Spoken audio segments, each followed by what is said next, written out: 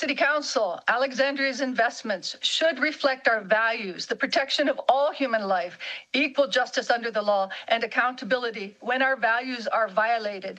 Divestment is a moral and financial boundary demonstrating we will not bankroll violence or the denial of basic human rights.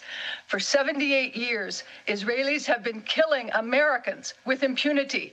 No Israeli has ever been held accountable for killing any U.S. citizen. In 1948, Israelis killed Consul General Thomas Wasson.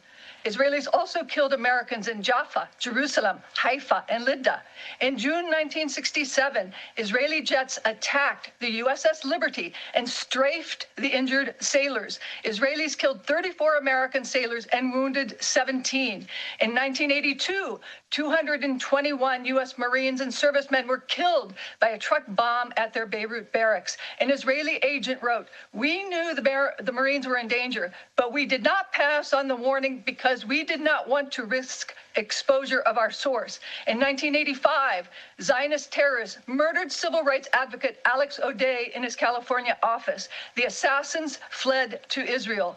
In 2003, an Israeli soldier crushed 23-year-old Rachel Corrie to death with a Caterpillar bulldozer. In 2010, Israelis executed 19-year-old Ferran Dogan. The Israelis shot him in the face while he lay injured on a Gaza humanitarian flotilla. In 2015, Israeli soldiers murdered Mahmoud Shalan.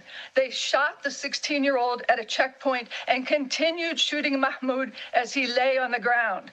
The Israelis let Mahmoud bleed to death and prevented an ambulance from rescuing him. In 2022, Israeli snipers assassinated journalist Shireen Abu Akleh. Israelis gagged and handcuffed 78-year-old Omar Assad, then abandoned him to die on the road. In 2024, Israelis killed aid worker Jacob Flickinger, 26-year-old activist Aysenur Egi, and 17-year-old Tawfiq Abdel-Jabbar in occupied Palestine. Israelis also killed Kamal Jawad in Lebanon. In 2025, Israeli settlers beat to death 20-year-old Saifullah Masallat, killed Hamis Ayad, a 40-year-old father of 5, and murdered 14-year-old Amr Rabi.